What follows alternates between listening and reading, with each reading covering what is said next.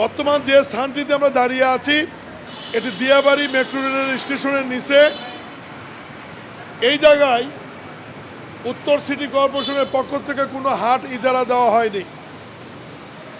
অতিরিক্ত বৃষ্টিপাতের কারণে হঠাৎ কিছু গরুর মালিক এখানে গরু নিয়ে এসে আশ্রয় নিয়েছিল পরপর 2 দিনই সিটি কর্পোরেশনের কর্মকর্তা প্রশাসক নিজে এসেছে ম্যাজিস্ট্রেটের সহযোগিতায়। আমরা তাদেরকে এখান থেকে সরিয়ে দিয়েছি এবং ইজারাদারের জরিমানাও করা হয়েছে। 3 দিন আগেকার একটি ভিডিও সামাজিক যোগাযোগ মাধ্যমে সরিয়ে দিয়ে ভাইরাল করে সিটি কর্পোরেশন সরকারকে বিব্রত করার যে হীন চেষ্টা, এটার তীব্র নিন্দা এবং প্রতিবাদ জানাই। যারা এই ভিডিও করেছেন বা যারা বলেছেন তাদেরকে অনুরোধ করব যে আপনারা এখানে এসে সরজমিনে দেখে যান।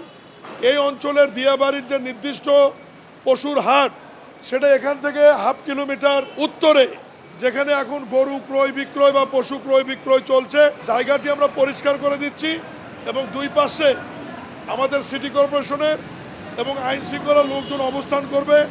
অবশ্যই দেশের এই গুরুত্বপূর্ণ স্থাপনা মেট্রো রেলের স্টেশনের আশেপাশে কোনো গরু ছাগল বা পশু আসবে না, ক্রয় বিক্রয় হবে না।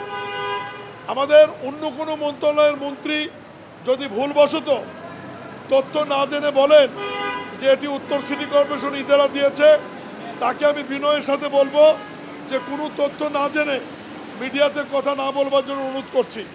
কারণ এটি উত্তর সিটি কর্পোরেশনের নির্ধারিত হাটও নয় এবং এটি উত্তর সিটি কর্পোরেশন ইজারাও দেয়নি এবং ইজারাদার এখান থেকে কোনো হাসিলও আদায় করেনি। ইজারাদারদের বিরুদ্ধে কেন ব্যবস্থা নেব? ইজারাদার তো এখানে হাট বসায়নি। আমি কথা শেষ করি। আমি বারবার বলছি যে এটা নির্ধারিত হাট না। আপনাদের কাছে তো বহু রেকর্ড থাকে, রেকর্ড থাকবে, রেকর্ড সমস্যা না।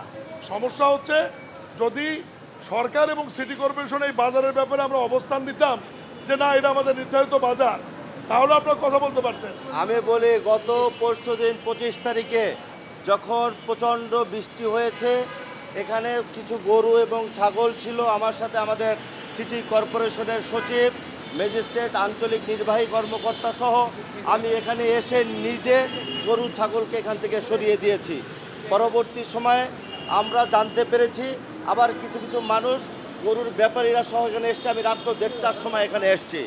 আজকে আপনারা দেখেছেন সকালে কিছু সামাজিক যোগাযোগ মাধ্যম এই জিনিসটাকে আগের চিত্র ধারণ করে তারা ভাইরাল করেছে। আমি আপনাকে বলছি, আমাকে কথা বলতে দেন। সেরপরে আজকে সকালবেলা থেকে এখানে ক্লিন এবং পরিষ্কারের কাজ আপনারা দেখেছেন অব্যাহত আছে।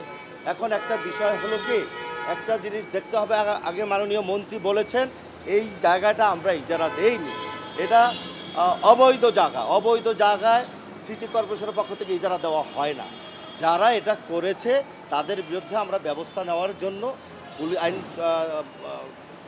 শৃঙ্খলা রক্ষাকারী বাহিনী এবং তারা ইজারাদারকে খুঁজছে। ইজারাদারকে তারা জবাবদিহির জায়গায় নিয়ে আসবে। ইজারাদারের সাথে আমি একবার কথা বলেছি, তাকে বলেছি কেন এই জায়গায় আসলো। ইজারাদার বললেন তাদের সাথে তাদের কোনো সম্পৃক্ততা নেই।